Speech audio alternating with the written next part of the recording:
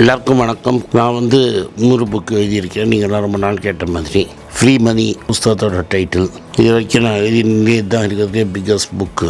இது behaviour, investment and சைக்காலஜியை பற்றி, investment pattern உங்கள் மைண்டால் அஃபெக்ட் ஆகுதுன்னு டீட்டெயில்டாக புக்கு எழுதியிருக்கேன். இதெல்லாம் பற்றி தெரிஞ்சுக்கிறதுக்கும் புக்கை வாங்கிறதுக்கும் கீழே இருக்கிற லிங்கை கிளிக் பண்ணுங்கள். எங்கள் டீம் உங்களை கான்டாக்ட் பண்ணுவாங்க.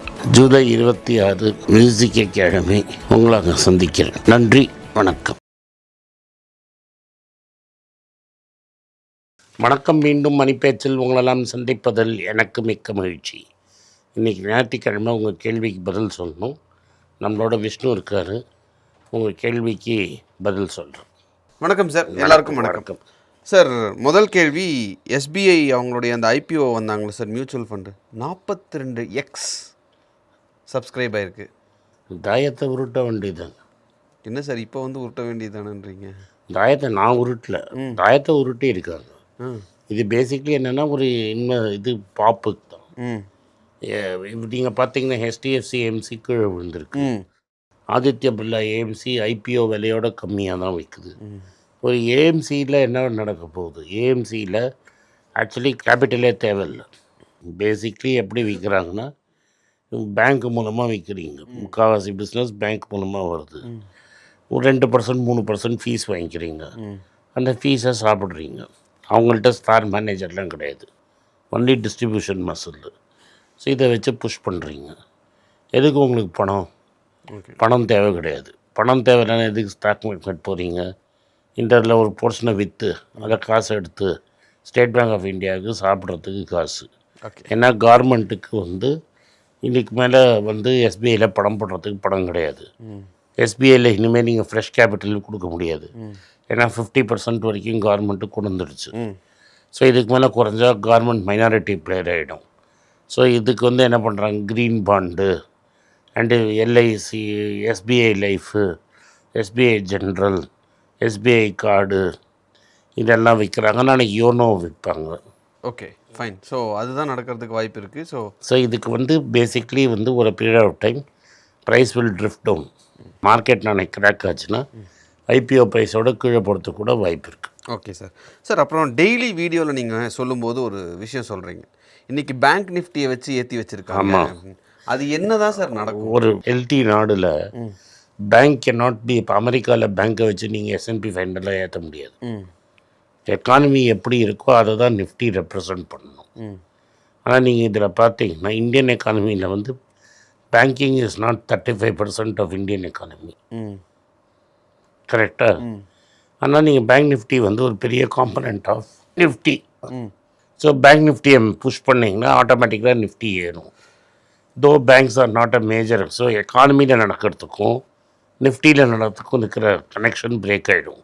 ஓகே. அடுத்தது என்ன பண்ணுறாங்கன்னா, அவங்க ஐடியும் அதில் சேர்க்குறாங்க, ஃபார்மாவும் வந்திருக்கு. ஸோ ஐடி, ஃபார்மா அண்ட் பேங்க்கு இந்தியாவுக்கும் அதுக்கும் சம்மந்தம் இல்லை. ஐடியோட பிஸ்னஸ்லாம் அமெரிக்காவில் இருக்குது. ஃபார்மா வெளிநாட்டில் எக்ஸ்போர்ட் பண்ணுறான். பேங்க்கு அவ்வளோ பேரை சர்வீஸ் பண்ணுறது கிடையாது. இவங்க லிஸ்டான பேங்க்ஸு. இதை வச்சு நீங்கள் இண்டெக்ஸை டெவலப் பண்ணிங்கன்னா it is not directly representative of India's economy. Of course, other companies are there எல்லாம் ஆர்கியூ பண்ணுவாங்க. பட் இது 3 தான் heavy weight index. Okay sir, fine. So அதனால தான் நீங்கள் இந்த பேங்க் நிஃப்டி பற்றி ஏற்றி வச்சுருக்காங்கன்னு சொல்கிறதுக்கு காரணம் அது. ஆமாம். Okay sir. ஒன்றுமே சம்மந்தம் இல்லாமல் பப்ளிக் செக்டர் ஸ்டாக்கை நான் வாங்குவான். அதனால பேங்க் நிஃப்டி ஏறும், இண்டெக்ஸ் ஏறும். ஓகே. ஏன்னா அந்த ஸ்டாக் நிஃப்டி 50லேயும் இருக்கும். நிஃப்டி 50லேயும் இருக்கும். பேங்க் நிஃப்டியில் இருக்குன்னா இங்கே ஆட்டோமேட்டிக்காக ஏற்றும். நிஃப்டி 50ல் இருக்கும். ஸோ ஆட்டோமேட்டிக்காக அது ஏற ஆரம்பிக்கும். Okay sir, understood. சார், நீங்கள் ரொம்ப நாளைக்கு முன்னாடி நம்ம வீடியோவில் ஒரு விஷயம் சொன்னீங்க, கோல்டு ஜுவல்லர்ஸு ப்ளச் பண்ணுற கம்பெனி, ஒரு ஹெட்ஜ், ஒரு டயக்ராம் ஒன்று சொன்னீங்க. ஆமாம், அதை ஷார்ட்டாக கொஞ்சம் எக்ஸ்பிளைன் பண்ண முடியுமா? ஏன்னா இப்போ கோல்டு ரேட் விழுந்துக்கிட்டே இருக்குது, நகைக்கடை ரேட்டெல்லாம் ஏறிக்கிட்டே இருக்குது. ப்ளஜ் பண்ணக்கூடிய companies, say for example Manappuram, Muthoot மாதிரியான கம்பெனிஸ் எல்லாம் இப்போ என்ன பண்ணுறதுனே எங்களுக்கு தெரியலை. அதெல்லாம் ஒன்றும் கிடையாது. அதை பத்திரமா வச்சுக்கோங்க. ஏன்னா 10 வருஷமாக நல்லா ரேட்டு. இப்போ இது இன்ஃபேக்ட் பெட்டர். இது என்ன ஆகுங்க, சைக்கிளே இப்படி தான். கோல்டு வாங்குவான் மக்கள். நாளைக்கு கடன் வாங்கிறதுக்கு பணம் வேணால் அந்த கோல்டை ப்ளஜ் பண்ணுவான். இப்போ கோல்டு வாங்குறது கொஞ்ச நாள் 15,000 ரூபாயில் இருந்தது. இப்போ அது 13,000 ரூபாய்க்கு வந்திருக்கு. ஸோ ஒரு கிராமுக்கு 1,50,000 போனது 1,20,000 ஒரு பவுனுக்கு வந்துருச்சுன்னு நினைக்கிறேன். ஸோ இப்போ எல்லோரும் போய் வாங்குவாங்க. வாங்கினா இந்த கம்பெனிக்கு மார்ஜின்ங்கிறதுனால தான் எல்லாரோட நகைக்கடை வேல்யூ ஏறுறது. இப்போ வந்து இந்த கோல்டு விலையெல்லாம் ஏறி இப்போ ரீச்சுக்கு மேலே போனப்பமே முன்னாடியே டைட்டன் வந்து 2012 எப்போவோ மியான்னு ஒரு பிராண்ட் ஆரம்பிச்சாங்க. நேற்று நான் சொன்னேன் மியாங்கிறது மெயின். ஸோ அவன் என்ன பண்ணுறான்னா people are preparing for lower level of gold. So நீங்கள் என்ன ஆகுன்னா கோல்டு ஜுவல்லரியில் இந்த ஸ்டாக்ஸ் ரொம்ப ஏன் பீட்டன் ஆகுதுன்னா people will start buying 18 carrot 14 carrot 11 carrot 9 carrot வரைக்கும் இறங்கிடுவாங்க. பட் 18 கேரட் வரைக்கும் தான் இன்றைக்கி பேங்க்கில் ஃபைனான்ஸ் பண்ணுறாங்க. கூடிய சீக்கிரம் என்ன ஆகும்னா 14யும் 9யும் ஃபைனான்ஸ் பண்ணுற மாதிரி ஆகும். ஓகே, அது வந்து இந்த 6 மாதத்தில் நடக்காது. ஏன் இந்த 6 மாதத்தில் நடக்காதுன்னா ஒன்று ஈரான் வார், ரெண்டாவது அமெரிக்கன் இன்ட்ரெஸ்ட் ரேட் அன்சர்டினிட்டி. இது ரெண்டும் வந்து கோல்டை கேப் பண்ணும், மேலே போகாமல் கேப் பண்ணும். ஓகே, பாட்டம்லேயும் ஒரு அளவு ஏன் ஃப்ளோர் இருக்குன்னா நேற்று கோல்டு விழுதுன்னு மட்டும் பார்த்தீங்க ருப்பி 95.30 96.30 ஆகிடுச்சு. So every month passing month export கம்மியாகவும் இம்போர்ட் பயங்கர ஜாஸ்தியாக இருக்கிறதுனால ருப்பி மேலே ப்ரெஷர் இருக்கும். ஸோ ருப்பியும் குறையும். ஓகே, ஸோ கோல்டுக்கு ஒரு ஃப்ளோர் இருக்கும். அது ஒரு மாதிரி டெட்டானிக் வந்தானே கோல்டு வந்து ரொம்ப விழாது இன் ருப்பி டேர்ம்ஸ்.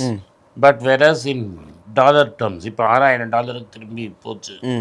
$6,000 போச்சுன்னா கோல்டு இப்போ 20-21 போயிடும் ஒரு கிராம். ஏன்னா அது 80லேருந்து 95 ஆகிடுச்சு. ஸோ கிராமோட விலை ஏறும்.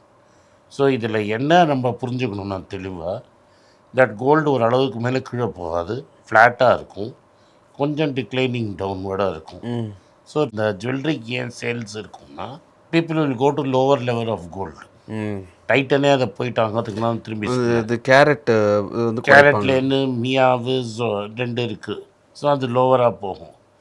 டெல்லியில் already people are buying 9 carat gold. So இது கோல்டு இருக்கும். இதை ப்ளெஜ் பண்ணுறது வந்து இந்த companies Muthoot Manappuram South Indian Bank மாதிரி சின்ன சின்ன பேங்க்ஸ்லாம். ஸோ இந்த cycle will keep on continuing and you will keep on making money till. இது எப்படின்னா நம்ம வந்து டாலரை ஒரு அளவுக்கு மேலே நம்ம விழ விட்டு 110 115 ஆகி நம்மளோட எக்ஸ்போர்ட் இம்ப்ரூவ் ஆகணும். உங்கள் எக்ஸ்போர்ட் 2 தான் இருக்குது உங்கள்கிட்ட மெயினாக. ஒன்று ஃபார்மா இருக்குது, ஒன்று சர்வீஸ் ஐடி இருக்குது.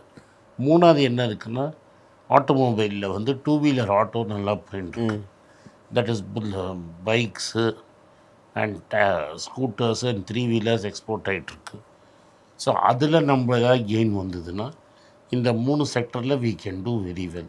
ஓகே, பட் அதுக்கு rupee has to become competitive.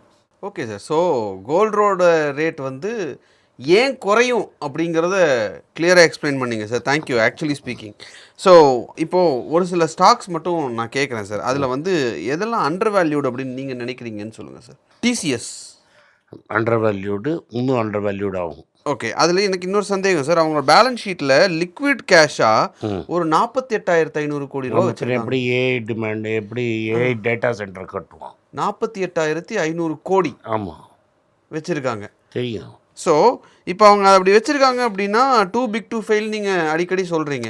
As there is no debt, that is there to fail. And he is only supplying people. அதனால தான் அதுக்கு பதிலாக ஏஜென்ட்டாக சப்ளை பண்ணுவோம். there is no chance of TCS failing. Okay, அப்போ அடுத்தது அப்படியே வந்தால் விப்ரோ சார்.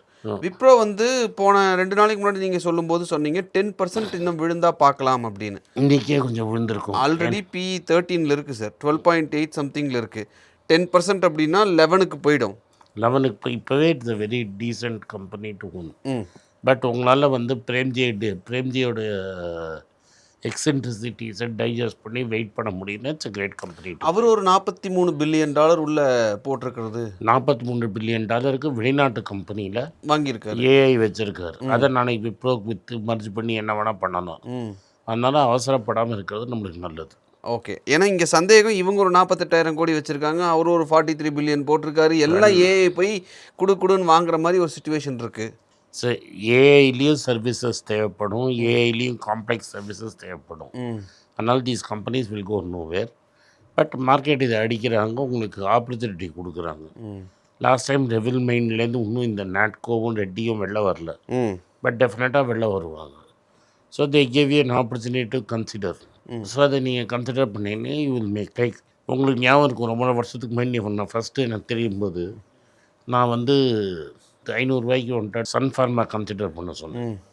இன்றைக்கி அது 1950 கிட்ட இருக்குது. 1950 ஆமாம். சடனாக 4% ஏறி 4 மடங்கு ஏறிடுச்சு. So this is how you make money in stock market. அதுவும் சொன்னீங்க, டெக் மஹிந்திராவும் சொன்னீங்க. ஆமாம், சின்டெக்ஸும் சொன்னீங்க.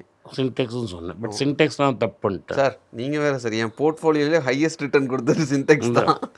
சின்டெக்ஸில் என்ன தப்பாயிடுச்சுன்னா என்னோட பைசா லாஸ் ஆகல. பட் என்ன தப்பு பண்ணிட்டோன்னா அது ஒரு பெரிய பிராண்டாக கண்டினியூ ஆகும் நான் கணக்கு பண்ணது தப்பாக. நீங்கள் என்கிட்ட சொல்லும் போதே சொன்னீங்க சின்டெக்ஸ் அப்படின்னு ஒரு பேர் இருக்குல்ல, அந்த பிராண்டே அந்த கேனுக்கு அந்த டேங்குக்கு வந்து பேராக மாறிடுச்சு, தேவையில்லாமல் கொண்டுட்டாங்க அப்படின்னு சொல்லி நீங்கள் அது எக்ஸாம்பிள். ஆமாம், தண்ணி பிஸ்னரிங்கிற மாதிரி இருந்தது, அது போயிடுச்சு. Okay sir. அடுத்தது ஹெச்டிஎஃப்சி சார். ஹெச்டிஎஃப்சி பேங்க் இப்போ அண்டர் வேல்யூ திரும்பி இன்னைக்கு ஏறி இருக்கு. பட் திரும்பி அதை கரெக்டாகவும் வாங்கிக்கலாம். Infosys highly under value. Kalyan jewellers கொஞ்சம் ஏறின மாதிரி தெரியுது சார். திடீர்னு 50% ஏறிடுச்சு. ரொம்ப ஏறிடுச்சு, தாங்க முடியல. Okay sir. Hero MotoCorp fairly valued. Okay. HCL tech under valued. IDFC first bank நம்மள 28-30 பார்த்தது பண்ண இப்போ என்ன வேலையில் இருக்குன்னு கூட எனக்கு தெரியாது. உண்மையிலேயே சார், திடீர்னு சொன்னேன்னு எனக்கும் ஐடியா இல்லை. மேபி ஒரு 73-74. I won't consider at this rate. Okay fine. ஒருவேளை நான் 20 ரூபா 30 ரூபாய்க்கு வாங்காமல் விட்டுட்டேன்னா அப்போ you can. Price to book பார்த்தா கொஞ்சம் ஓகேன்ற மாதிரி தான் இருக்குது சார். இல்லை நான் சொல்கிறேன், வைத்தியநாதனை பேக் பண்ணுறதுக்கு கன்சிடர் பண்ணலாம். பட் என்ன ஃபாலோ பண்ணுறவங்க ரொம்ப சின்ன லெவல்லே அதை பயங்கரமாக கன்சிடர் பண்ணி வச்சுருப்பாங்க. ஆமாம் சார், உண்மை. Okay sir. அடுத்தது இந்த ஐடிபிஐ கன்சிடர் பண்ணலாமான்னு கமெண்ட்ஸில் நிறைய கேட்டுக்கிட்டே இருந்தாங்க. வந்து என்ன பண்ணாங்கன்னா எல்ஐசி தலையிலையும் இவங்க தலையிலையும் கட்டியிருந்தாங்க. இப்போ அதை வந்து ஃபேர்ஃபேக்ஸ் ஹோல்டிங் தலையில் கட்டியிருக்காங்க. பிரேம் அஸ்தா அதை வாங்கியிருக்கிறாரு. அதுக்கு 53,000 கோடி அவர் இன்வெஸ்ட் பண்ண போகிறாரு. அவர் கேத்தலிக் சிரியன் பேங்க்கை என்ன பண்ண போகிறாங்க, இதோட மர்ஜ் பண்ண விட போகிறாரா இல்லை அதை தனியாக விற்க விடுவாங்களாங்கிறத நம்ம பொறுத்திருந்து பார்க்கணும். Okay sir. இந்த ஃபேர்ஃபேக்ஸ் ஃபினான்ஷியல் ஹோல்டிங்கிறது வந்து American company, Canadian company. Indian Prem அஸ்தாங்கிறவர் அங்கே போய் ஆரம்பித்து அவர் கெனடியன் பஃபெட்டுன்னு சொல்லுவாங்க. Okay, Canadian company. இதில் சந்தேகம் என்னென்னா சார், எஸ் பேங்க்கை ஜப்பான் கம்பெனி கொடுத்துட்டாங்க. நான் நோ கமெண்ட்ஸ். நீங்கள் அரசியல் பேசாதீங்கன்ட்டு. ஐயோ சார், என்ன சார் என்ன அரசியல் பேசுகிறீங்க? என்ன அரசியல் பேசாதீங்கன்னு சொல்லிட்டு இல்லை. ஒரு பேங்க்கு ஏற்றி எமிரேட்ஸ் பேங்க்கு கொண்டு கொடுத்தாங்க. எமிரேட்ஸ் என்டிபிக்கு ஒன்றுமே வாங்காமல் சிங்கப்பூர் பேங்க் கொடுத்தாங்க. லக்ஷ்மி விலாஸ். ஆமாம், சுவீட்டோமா கொடுத்துட்டாங்க. இதை இன்னைக்கு பிரேம் பாஸ்தா. சூப்பர் தானே சார், எல்லாமே இன்டர்நேஷ்னல் பேங்க். எல்லாமே இன்டர்நேஷ்னல் பேங்க்கு. இங்கே இருக்கிற பேங்க்கெல்லாம் கொடுத்துட்டு எதுக்கு விற்கணும் சார்? நம்ம அந்த பேங்க்கோட ஓனர் சைடு இருந்து பார்க்குறத விட்டுருவோம் சார். சரி, இப்போ என்ன அதில் இன்வெஸ்ட் பண்ணுற இன்வெஸ்டராக பார்த்தா எல்லாமே இன்டர்நேஷ்னல் பேங்க் தான். Very good sir. இப்போ என்ன நடந்துகிட்ருக்கு சார்? என்னதுங்க சார்? எம்என்சிலாம் என்ன பண்ணின்னு இருக்கான்? இப்போ எஃப்ஐஐலாம் என்ன பண்ணின்னு இருக்கான்? விற்றுக்கிட்டு இருக்காங்க சார். இவன் என்ன பண்ணான்? ஹுண்டாய் இங்கே வந்து அவங்க ஸ்டாக்கை விற்றுட்டு கிளம்பிட்டான் சார், காசு எடுத்துகிட்டு. ஆமாம், அதே இப்போ எல்ஜி என்ன பண்ணான்? அதே தான் பண்ணாங்க. இவன் மட்டும் பண்ணாமல் இருப்பானே, அவ்வளோதான். ஓகே.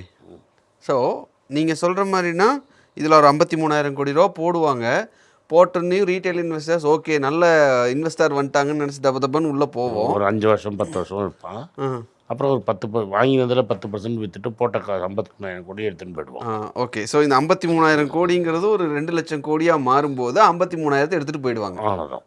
அதுக்கு வட்டியோட சேர்த்து ஒரு 60-70,000 கோடியை எடுத்துகிட்டு போயிடுவாங்க. டாலரில் கணக்கு போட்டு எடுத்துன்னு போயிடுவோம். Okay sir. மீதி இருக்கிறது ஃப்ரீயாக இருக்கும். நல்ல கேம் சார் இது. Okay sir, thank you sir. நிறைய கேள்விகளுக்கு பதில் சொன்னீங்க, ரொம்ப நன்றி சார். இந்த வீடியோ உங்களுக்கு பிடிச்சிருந்தா இந்த வீடியோ லைக் பண்ணுங்கள், எங்கள் சேனலை சப்ஸ்கிரைப் பண்ணுங்கள், பெல் நோட்டிஃபிகேஷன் தட்டுங்க. இந்த வீடியோ முடிஞ்சால் உங்கள் சொந்தக்காரங்களுக்கும் ஃப்ரெண்ட்ஸுக்கும் அனுப்புங்க, நான் உங்களை பார்க்க சொல்லுங்கள். நன்றி, வணக்கம்.